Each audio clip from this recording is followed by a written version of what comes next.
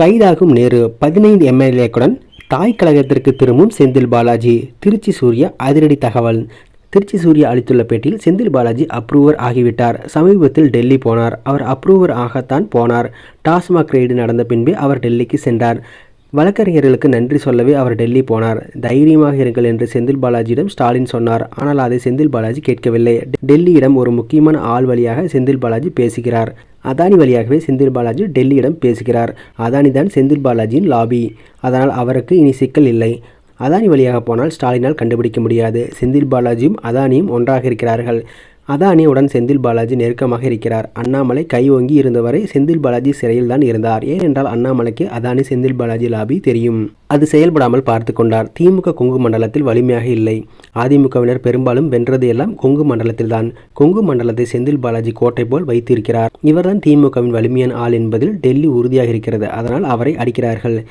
இதை டெல்லியிடம் பேசிய செந்தில் பாலாஜி நான் மட்டுமா சம்பாதிக்கிறேன் என்று கூறி KN நேருவை கைகாட்டியிருக்கிறார். KN நேரு திமுகவில் கைதாக போகும் முதல் அமைச்சராக இருக்கப் போகிறார். அவரை அடுத்து கைது செய்ய போகிறார்கள்.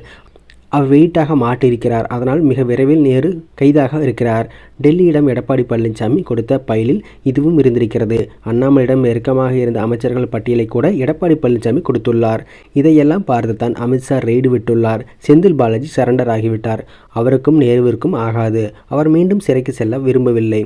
ஸ்டாலின் குடும்பத்திற்கு செந்தில் பாலாஜி நெருக்கமானதை நேரு விரும்பவில்லை. செந்தில் பாலாஜி கொள்கைவாதி எல்லாம் இல்லை. செந்தில் பாலாஜி திமுகவின் 15 அமைச்சர்களுடன் தாய் கழகத்திற்கு கூட செல்வார். அதாவது அதிமுகவிற்கு கூட செல்ல தயார் என்று திருச்சி சூர்யா அளித்துள்ள பேட்டியில் தெரிவித்துள்ளார்.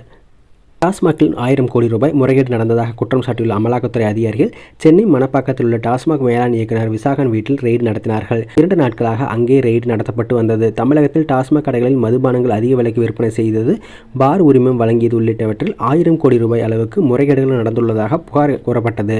இது தொடர்பாக கடந்த 2017 முதல் 2024 வரையிலான காலகட்டத்தில் லஞ்ச ஒழிப்புத்துறை பதிவு செய்த வழக்குகளின் அடிப்படையில் அமலாக்கத்துறையினர் சட்டவிரோத பணப்பரிமாற்ற தடை சட்டத்தின் கீழ் வழக்கு பதிவு செய்து டாஸ்மாக் தலைமை அலுவலகத்தில் கடந்த மார்ச் மாதம் சோதனை நடத்தினர். அதன் தொடர்ச்சியாக தற்போது மீண்டும் ரெய்டுகள் நடத்தப்பட்டு வருகிறது.